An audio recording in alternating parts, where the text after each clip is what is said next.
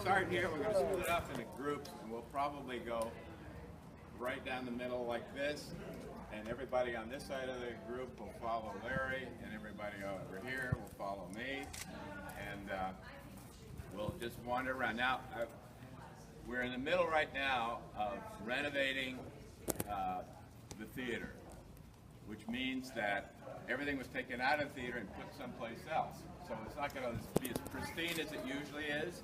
And when you go in the theater, you'll see there is no seats, there are no carpets, there is just a big empty space, but you're also going to see some stuff in there that you can't normally see, like the Orchestra Pit and things like that. So it's kind of cool. I walked through it the other day, and it was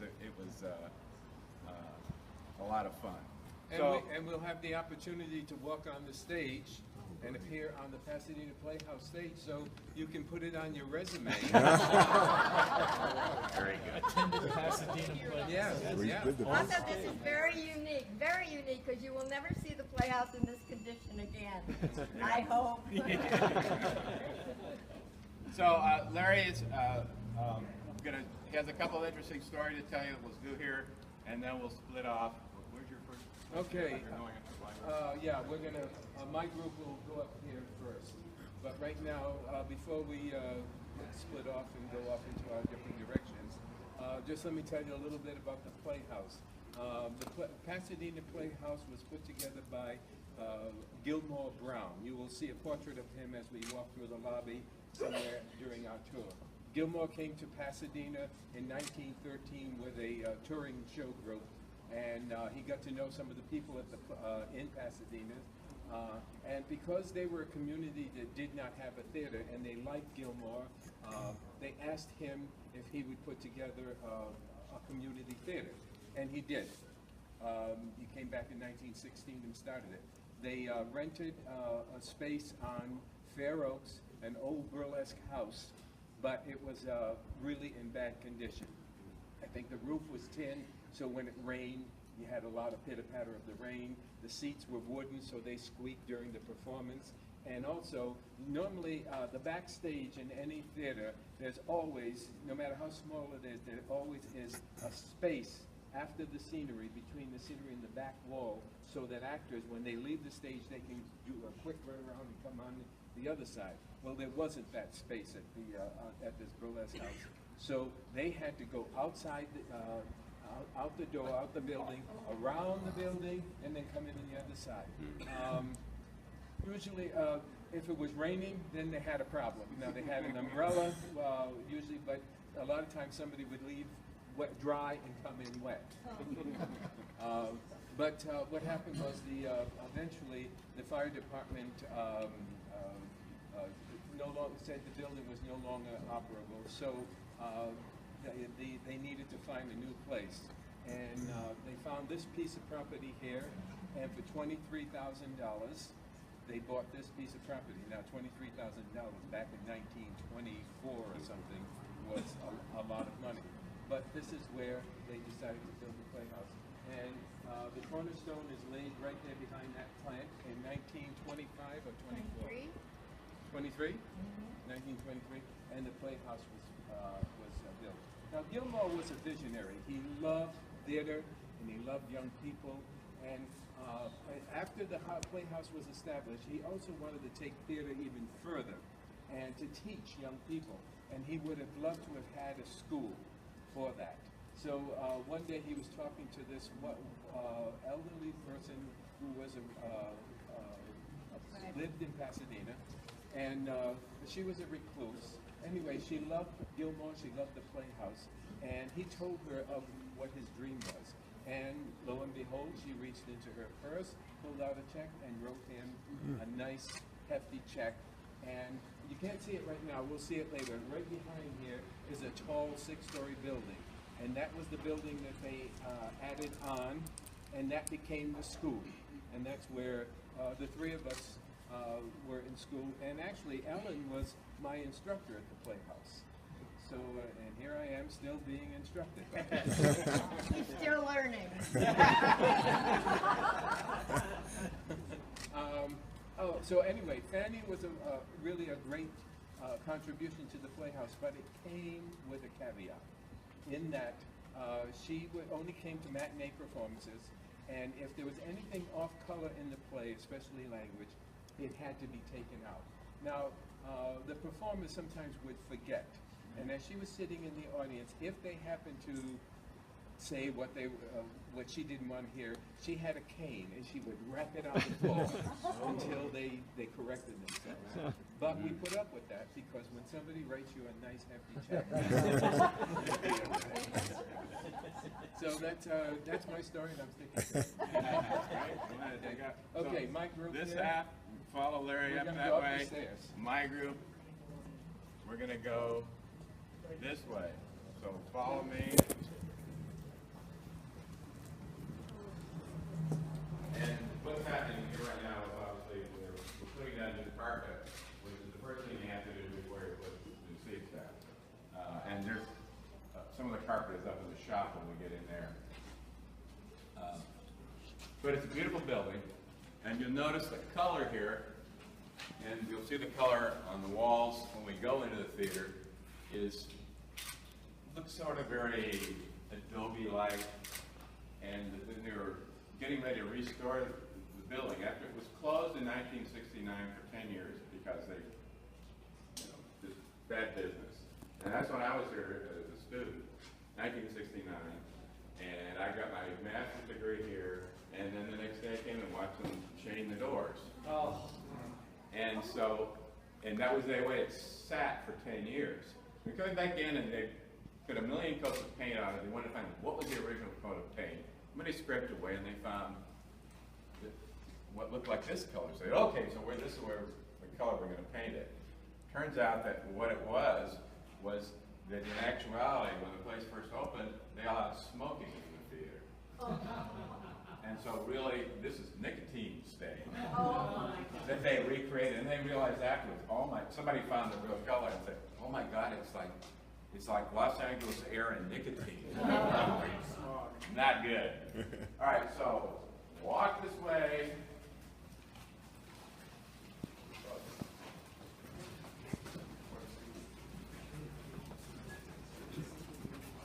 It's very nicely cranked up there. Look at that, blue seats.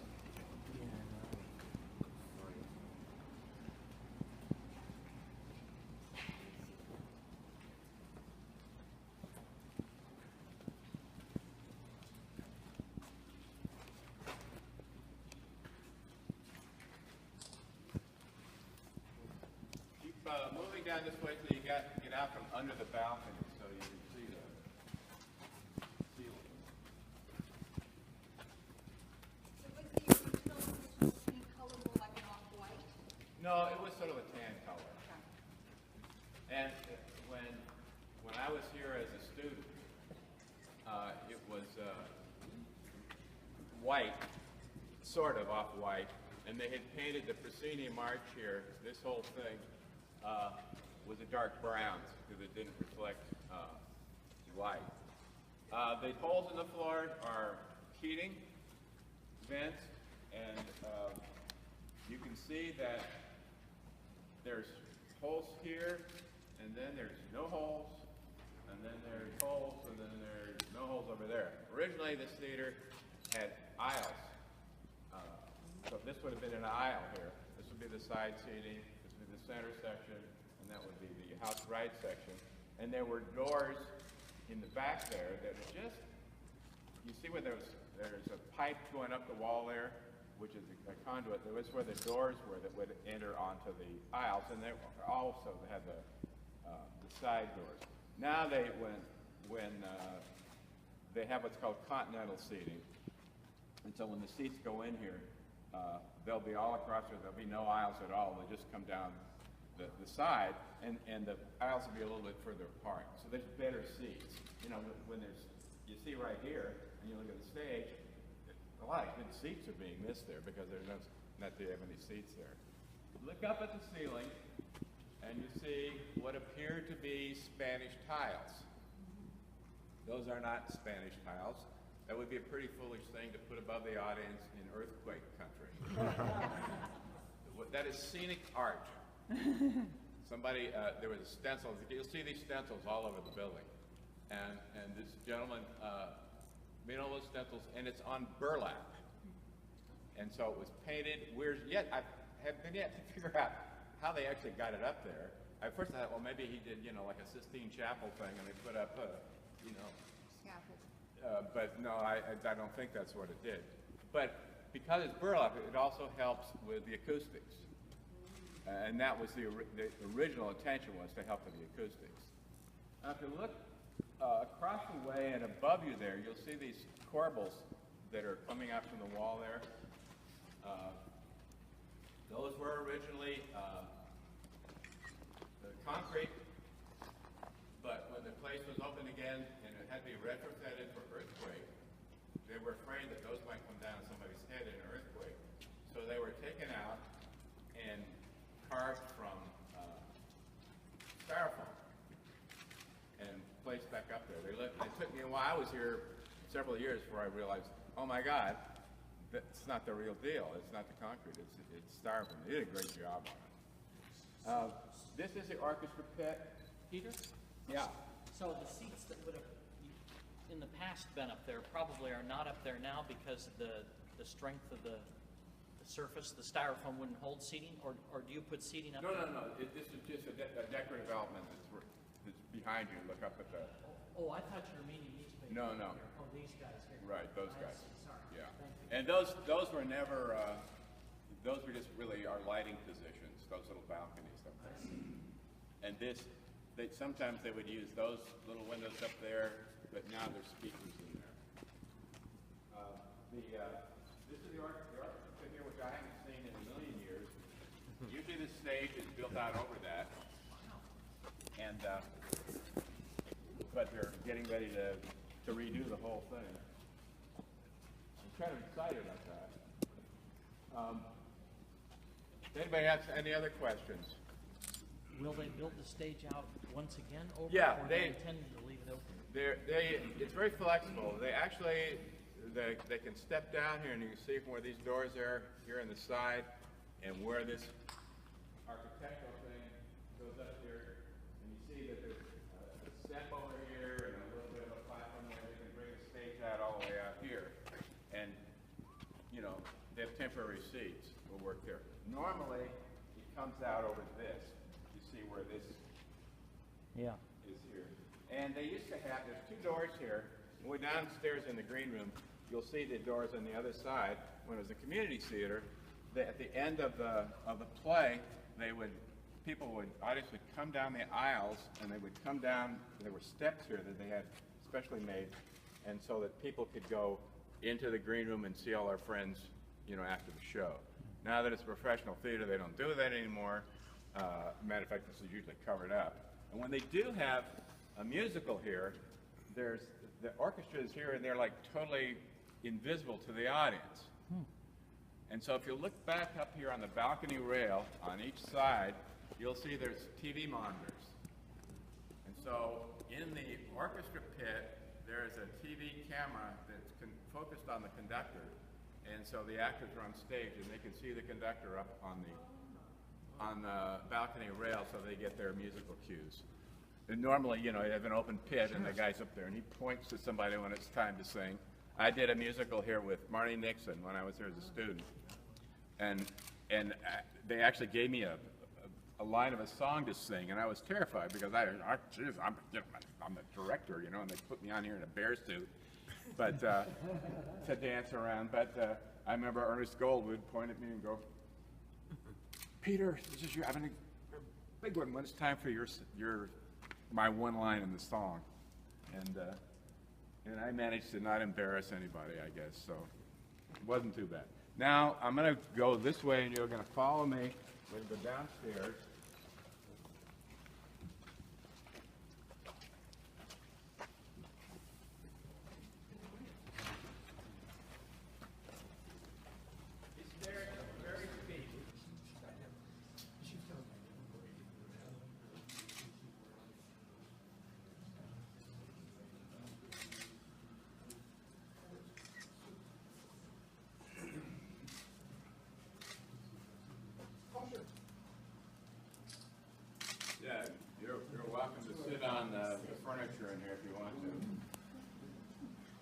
be in here forever, but.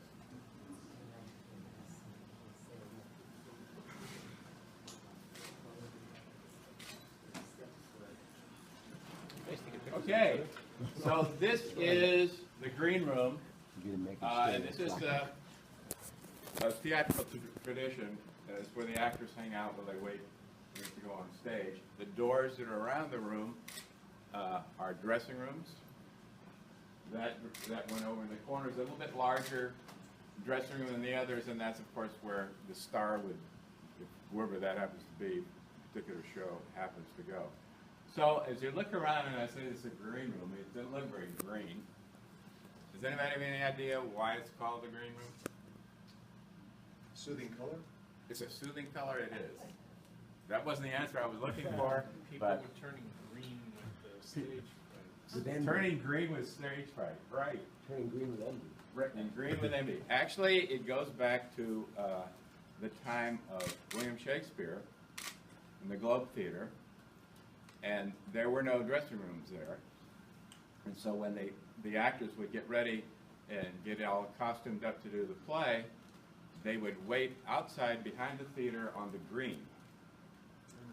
And that just sort of carried on. It's always become, it moved inside, well, we'll wait in the, well, I guess we'll call it the green room, you know. And so it's, ever since then, it's been the green room. This is particularly, in these beams up here are concrete. They're poured reinforced steel concrete. They were stenciled by a scenic artist, and these are original. They have not been changed. I understand that this is supposed to be the safest place in Los Angeles if there's ever an earthquake or a bomb attack, because it's like a bunker in here. But it's a very beautiful bunker. If you look over here on the wall, you'll see a picture of a Spanish galleon. And if you are observing it all when you're in the room, you'll notice that looks like what's in the theater. And that Spanish galleon was painted and still is painted on the asbestos curtain of the theater. Now, the asbestos curtain used to be a thing that if there was a fire in the theater, we'd lower the asbestos curtain, and usually the fires occurred on stage, so that the curtain would come down, the audience would safely be able to get out of the theater. It was tough luck for the actors who were on stage because they couldn't get out, the curtain was down, so stage manager would, you know, pass out an apple, everybody could stick it in their mouth, and it'd be roast actor before you'd know it. This over here, this picture is of the green room as it was originally. It really hasn't changed all that much. These are the two doors that I talked about when we were in the theater that came from the audience through the orchestra pit and down into theater. So it's like the first time actually being able to show these doors at both ends, having nothing up there covering them up before. All these lights came down because they were getting ready to do another show, and they had to get everything down so that they could clean up the theater. Normally these aren't in here, but they certainly seem to have enough to light, and you'll see them stacked all around the places we're going through the building. They've added this little kitchen area for the actors, and then the group here that supports the Playhouse, the volunteer group, is called the Friends of the Pasadena Playhouse. And one of the things that, the many, many things that the Friends do, I also belong to that organization, and is that they feed the actors between shows on the weekends, because it's Actors Equity is the union for stage actors, and if there's not a sufficient time between performances, then the producer has to provide a meal. And so these people come in, I'll walk you by their little quote-unquote kitchen that's down the hall there.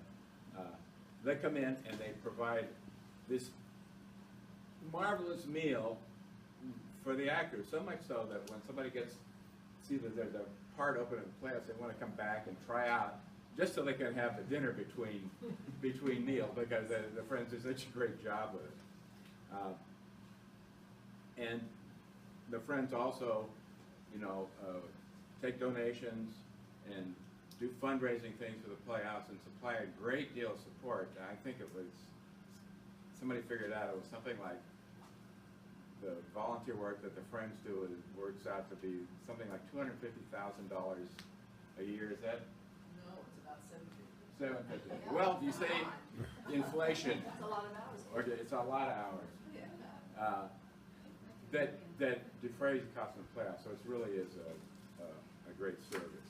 We're going to go this way, and we're going to walk around and peek at the wardrobe room, because we're not all going to get in there. There's too many of us. Do you know when that photo was taken?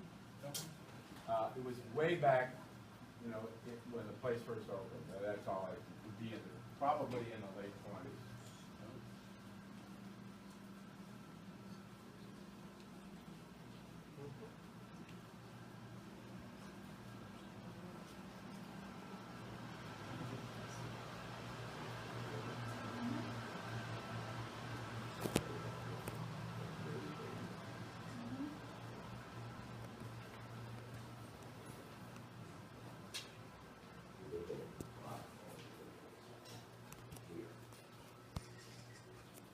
The pictures of shows have been done here on the wall.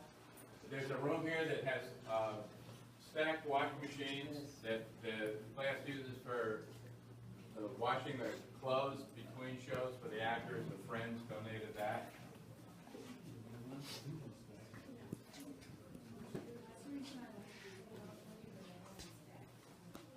This white outside said September something to October, Wayne Brady. Just take a peek in there as you walk down the hall. They're covered with plastic because they're changing the sprinklers. Yeah, they don't build costumes here anymore. They alter them. Oh.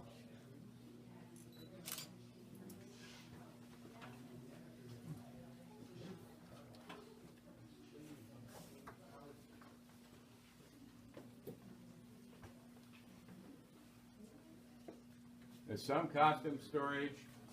The plastic sheets are there because they're changing out the sprinkler systems in the building, so they didn't want any accidents.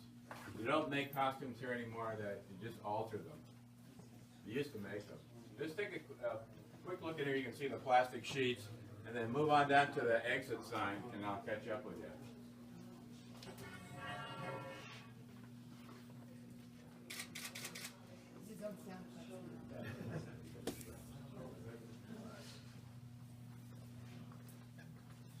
Costume shop used to be on the fourth floor, and it's no longer part of the plan, so they don't build costumes here. Costumes here are just also costumes.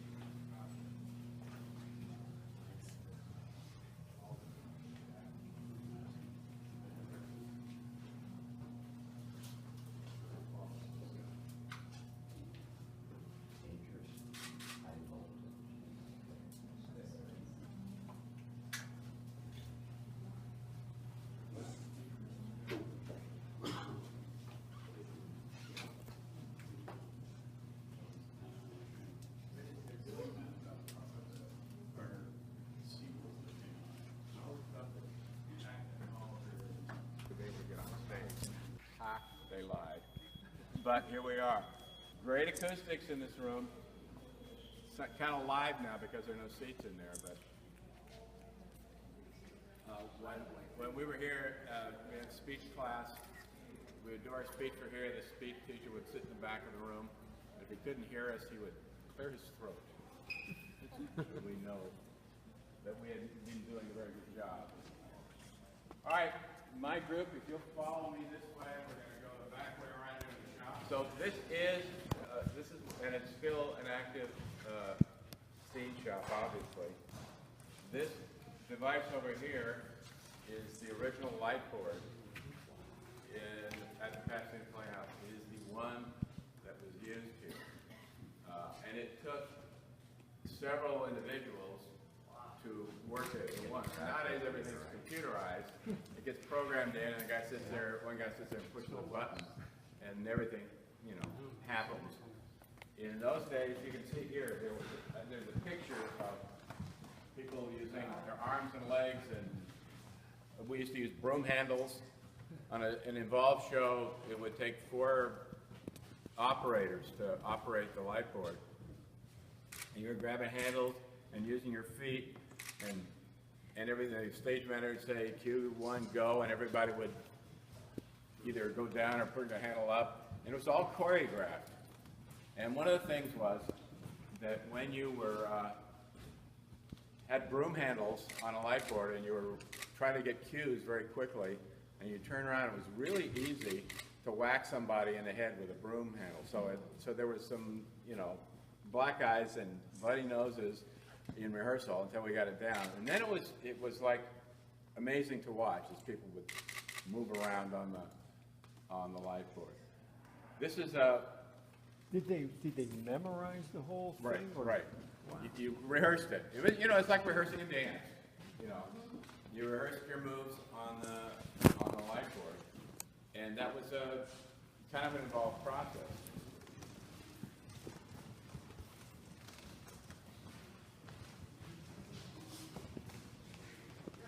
Well, originally they were thinking about they were going to turn that theater to that place that is a restaurant into a restaurant and have that as a backbone. But then they realized they couldn't put any bottles of booze on it because it was just a, you know, so you get the play. This thing over here is called paint frame, and it's counterweighted, which means that there are weights you put on over at this end. You can see that rack there in the ropes. And this whole thing lowers into the ground. And so you put it down, you put a big drop on it, nail up here, and then the scenic artist stands here and they paint the first 3 or 4 feet, and then they raise it up a little bit further, and then they paint some more. And so it's really a great tool because in most theaters, they have to lay the whole thing down on the stage floor and then walk around on it. This is like, you know, this is like amazing. It's highly like painting the side of a building without climbing a ladder because you just bring the building down to your level. There aren't many of them around anymore. And to this day, we sometimes rent them out to other production companies so they can come in and use the paint frame here. Back here, you'll see there's a lot of lumber in there, but back in the day there was furniture storage, and they had beautiful antique furniture here that was just amazing, which all got auctioned when the Playhouse closed.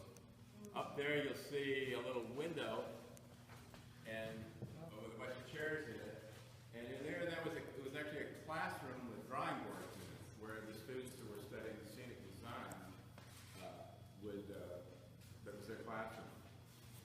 It was really a great, so you could get a very well-rounded education here as an actor, as a director, or as a technical person. And even to this day, there's many studios that are have scene shops and scenic departments that are staffed by people who studied here at the Playhouse. And if you look real carefully at them, you'll see the names of shows on the planters. And those are the shows we've done here in the last, maybe 20 years or so. And each show has one of these planters, and all the cast of the show signed the planters. And it appears we've run out of room for planters, so we have to come up with some clever place to put the planters for the next 20 years. But I'm sure somebody will figure it out. Or we're going to go back into the patio, and then you're going to follow me up the stairs, and we'll go into the library and the Carrie Hamilton. So just come along. The big empty room was called the Gilmore Playbox. And there was no stage. There are seats in here, and sometimes they would do, play, and they would do it up at this end of the room. And if they had 2 acts, very often they would set up a set at this end of the room and one at that end of the room. And then at intermission, everybody would turn their chairs around and face in the opposite direction. When I was here as a student, there were two theaters here. One that was backstage this way, and one that was back there practically where that lobby was. And in the center here, you can kind of see where there was a door here in the wall, where the class was a little different.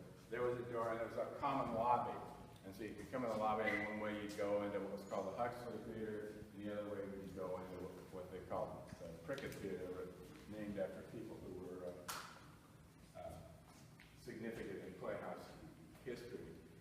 And then back in, I forget exactly when it was, I think it was the early 80s, they tore out all the seats and everything in this place and turned it into one theater.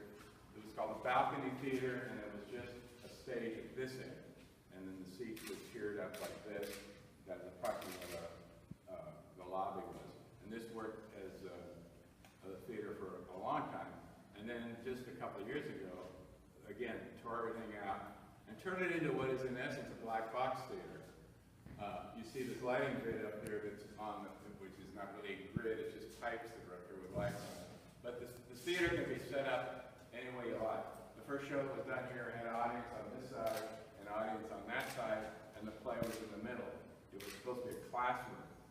So they had tiered seats on one side. They used, it was really kind of cool, those old school desks, you know, they would sit a chair with a desk around like this, and so the audience would sit like they were in class. It was kind of a swell situation. Interesting story to me, when the Playhouse reopened again in 1979, I was leading a tour of the architects through the building because there wasn't much power and we were coming through with flashlights. And we came in that door into the backstage, the theater was here. We walked through the lobby that was here, and we walked through into the next little theater that was this way. And I shined the light on the stage, and I went, oh, shit! And they said, what's the matter? You see a ghost? I said, Gilmore? And I said, no. I said, the set from the play that I had directed here for my master's thesis project was still up on the stage. After 10 years. Everything closed down so quickly, we took the furniture off, and the set never came down. So it's like a world record for sets. It certainly is. It's a world record for any set that I ever built, because I always build them to fall down on closing night, so it makes it strike really quick, and we can go off and have a party.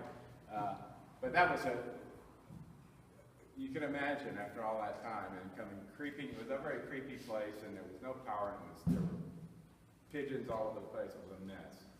Did you ever tell Pete about Bacon's patron?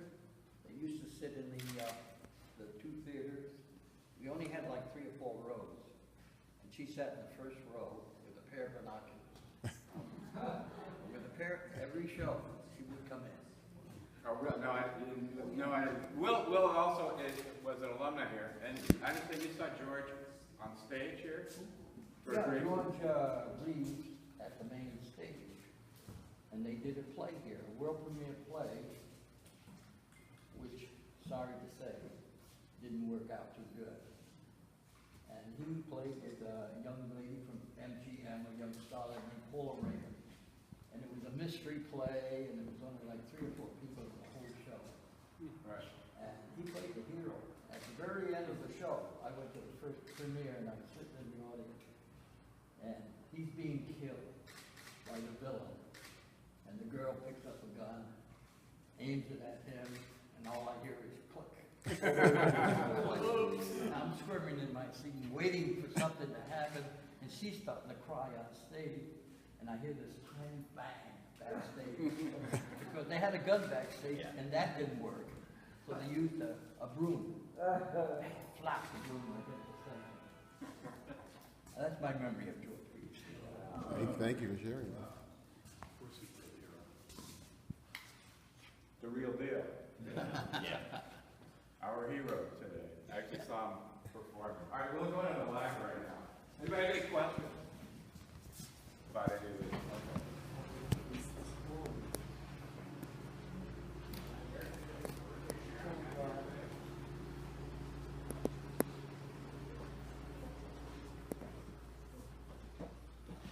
It does not work in the Greyhound. They're just really putting it in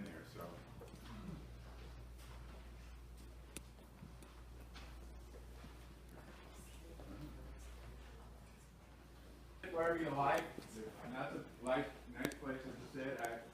We have the bands coming in a minute for your entertainment. So, you know, we like to keep it lively around here. Oh, sorry.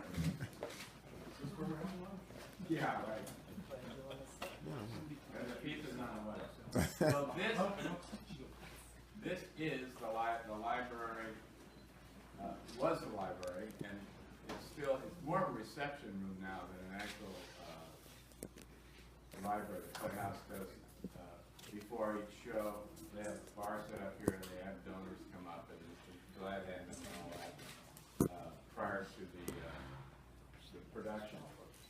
But it was a working library.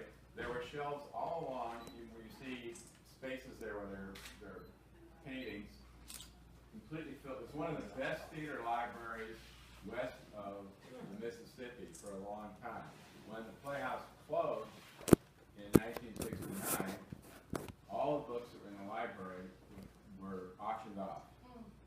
Many of them are at the Huntington Library, we know, and over the years people have donated some of the books back here, but not all of the ones, not even close to the ones that were originally in here.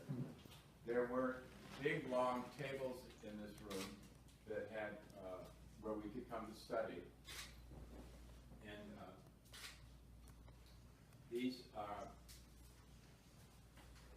is a non-functioning fireplace, but they're bachelor tiles. These are very famous artists in this area, and each one is unique. And for some reason, one of the few things that never got trashed when this place was filled with pigeons and people without any money or homeless people who were living around here, nothing happened to this. The rest of the place was pretty much trashed. The alumni got together and raised some money to kind of bring it back to this, put it in the new floor and all that. It was, and the pictures on the wall there are actually Playhouse pictures. That one is there was done by an artist from backstage looking on stage for, I think it was Inherit the Wind. But anyway, that's a view from backstage. And then this picture over here is of the wardrobe department that was on the 4th floor. And this was an amazing wardrobe department. It was huge. They had costume storage in there, thousands of costumes. Many of them were not costumes, they were actual clothes. I was directing a play here, it was a children's play, and one of the characters was Puss in Boots. And so I went up to the wardrobe and said, I need some of those big boots. I'm going to do a publicity still, some of those big boots, you know, like D'Artagnan and Three Musketeers kind of boots. And it's, oh yeah, here, take these. And I took the boots and I looked on the soles of the boots, and the soles were put on with nails. So it was a real deal. I mean, it wasn't a costume, it was clothes. And we had a class here that we took that was called Period Movement. And we learned a dance from a certain period in history. And then we would go up into the wardrobe department and put on the clothes of the period, and then come back down on that main stage and and dance in them. It was quite an experience because not every it was an amazing thing just to have a class like that. But to have the clothes to put on, it was always harder for the women because they had these big, you know, hoop skirts and stuff like that. You got to learn how to sit down in one of those gracefully without your skirt flopping up like that. But it was really a great experience. This samovar over here was one of the alumni found in the basement someplace, all wrapped up in dirty, and it was in wrapped up in burlap. And Doug and I, we looked at it and scratched the surface and said, "Accident Playhouse, oh my God." And we discovered that this samovar was used originally in the patio at intermission to serve coffee to the patrons. So the alumni had it restored, and we sit in the place of honor here. There are a couple of well, I'll get to that in a second. When the place closed down, there was a rumor that Gilmore had this solid silver statue hidden someplace away. And if we could find the statue, that we could sell it and get the money and save the Playhouse. And we looked all over the place, and accidentally, but it's not a statue. But it is, we found a very valuable puppet. You can see these rods on it, and there's a little, we didn't find it here. This was actually a secret passageway into a room, but that Gilmore was able to observe what was going on stage.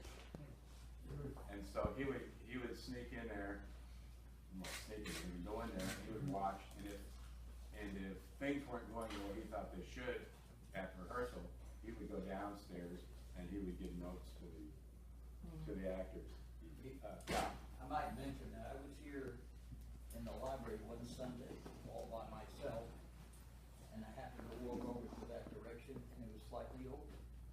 I never knew it was there. I opened it up, and there, like he said, there is a passageway in the back of the theater there, and there's a little window like this that you could see the stage. I never knew it was there.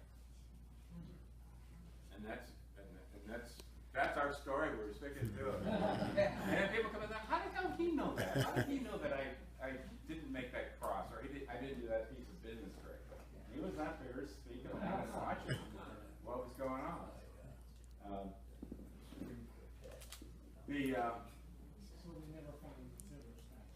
No, they never found it. So they did find this. It's just a theatrical thing that I like to do in here. That's very, very good. Well done. There's actually a light in there someplace that it doesn't come on automatically when the batteries are dead. But it turns out that actually somebody came by and took one of these pictures. Oh man, that's a very valuable puppet. You should sell it. That's really something. It's a hell of a puppet. So, I'm trying to think if there's anything that I missed. I don't think so.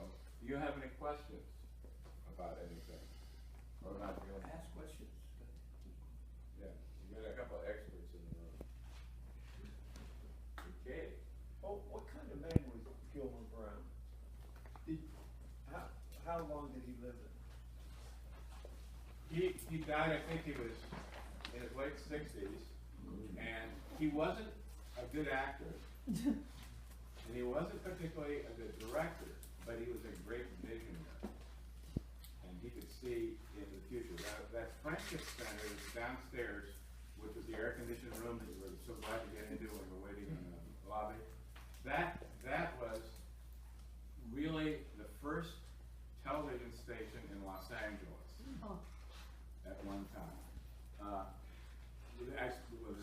The equipment was up on the third floor, and they had a east out this television is going to be the common thing. And so there was a television space on the third floor with cameras and a control booth and all that, and the students would practice on that, learn to be in front of the camera, and they would work up scenes, and then they ran a cable, or not the kind of cable we think of today, but anyway, they would closed circuit the television down to the Friendship Center, and the students would go in there and they would watch the performances on TV down there. Do you have anything to add to that? Did you tell them your ghost story? I have told them the ghost story. Oh. Would you like to hear a ghost story? Yeah. Yes. Oh, I thought you would. Let's close the light. Yeah. Dim the lights. Like When the place was first opening up in 1979, I guess it was. Well, no, 79, right? Yeah. And we're getting ready to do the first play here in forever, in 10 years. And we're in this little theater downstairs where the restaurant is now. And the play was called Echoes. And it was written by the guy who wrote the Rainmaker. It was a little known play, has nothing to do with anything. But at any rate, I was helping out with the scenery, and I did the lighting on it, but I was helping to build a set. And The only place that had power really of any significance in the place was in that shop back there where we were around where the light board is. And so I had a full-time job in teaching at Valley College in the theater department. And so I would work all day there, and I would come out here at night, and of course the play was rehearsing until 10 or 11 o'clock at night, so that I couldn't get into work on the set until 11 o'clock at night after long days of work and everything. So I was back, and the set was basically platforms, pretty simple stuff. But it was kind of a spooky place at night anyhow. And I remember talking to, we used to have a doorman here named Coy Wills, who was like every movie you've ever seen where there's a backstage movie and there's an old guy by the door named Pops. That was Coy. And I got to be kind of friendly with him. And he would tell me stories about there was a long hall there that went down towards the front, and he would push his broom down there, and every once in a while he would run into something in the middle of the hall, and there was nothing there. And at first it scared him. And then he finally said, oh, hell, I had to get the sense, so he would just start sweep around whatever's there in the middle of the hall. So that's the hall, that's the setup now. The shop, the long hall, into this theater. And so I was building these big, heavy platforms for the stage, and I thought I would really be cool. I've got these platforms built. I'll surprise the cast. I'll get the stage all set up for them when they come into the next rehearsal, midnight or so.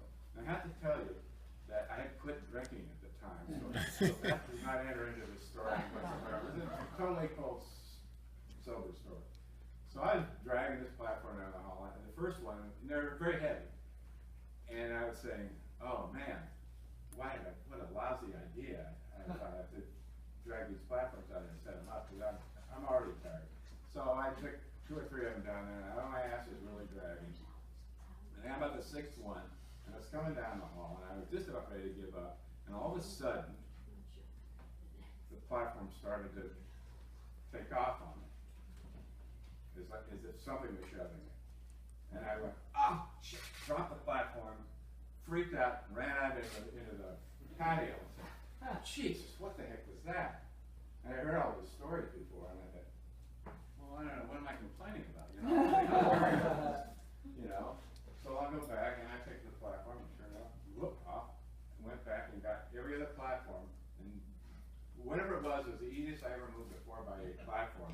And I swear that was kind of like a Ouija board.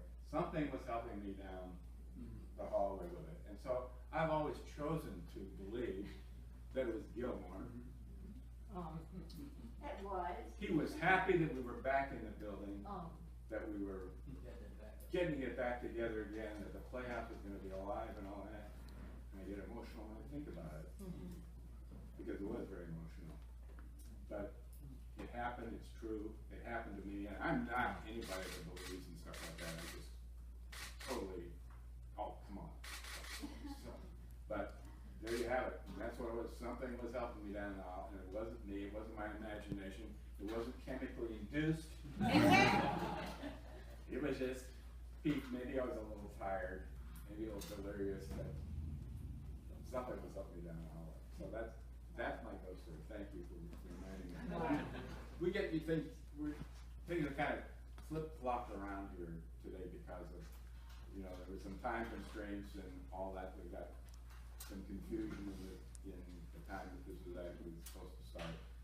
And we sent out 2 tours, so it was a little bit kind of crowded today, a little more crowded than we like it to be.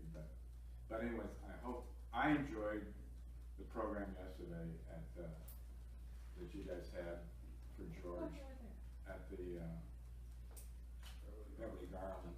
I had to leave before all the speeches were done, because I'm directing a play at Theater West, which is fortunately 5 minutes from Beverly Garland. I had a rehearsal at 2:30 in the afternoon, so I didn't miss all the speeches.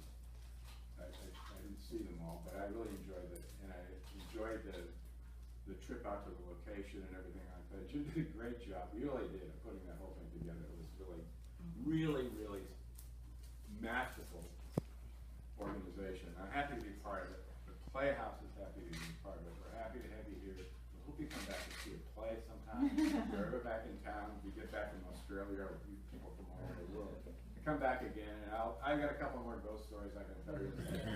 So just corner me someplace, and I'm happy to pass it along to you. So thanks a lot, and I hope you enjoy the rest of your time.